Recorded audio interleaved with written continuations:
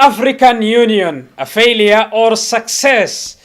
We begin the premiere episode of this fact-finding show on the latest continental appointment. Egypt's President Abdel Fattah el-Sisi has been elected as the chairman of the African Union, taking over from Rwanda's Paul Kagame, who is credited for reforms at the Union. Right groups Amnesty International were quick to warn that Sisi's chairmanship, my quote, undermine the African Union's right mechanism.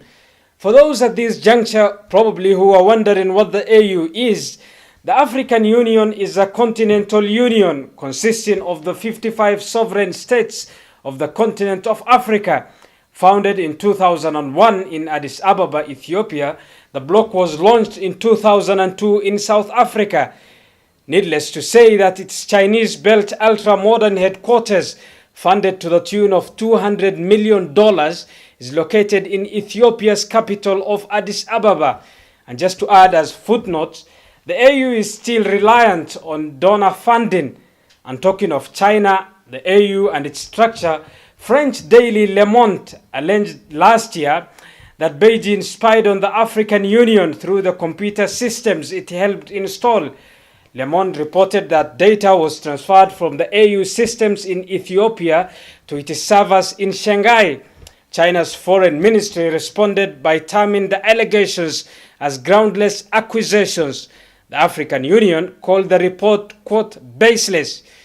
The other side, the 17-year-old union has among its objectives to promote peace, security, and stability in the continent. But how effective has the union been in the promotion of peace?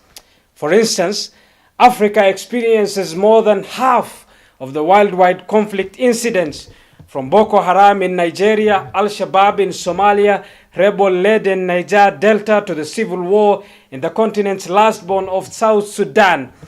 The continent may have quiet places like Tanzania, but that is far from being a peaceful continent. Some will say and argue that this is due to the lack of a pan-African military.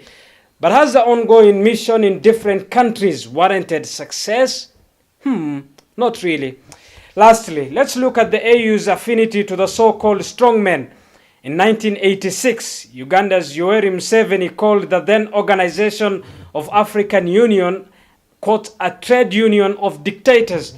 But true, that seems since the union has become a ceremonial meeting ground for Africa's dictators. After all, just look at its former and current leadership, from retired Robert Mugabe to Chad Idris Deby, Rwanda's Paul Kagame, and now Egypt's el-Sisi. And as the continent's problems increasingly shout out, the deafening silence of the African Union is glaring. Is it time, perhaps, to learn from other continent unions? I am Abubakar Abdullahi, and this is Fact Checker.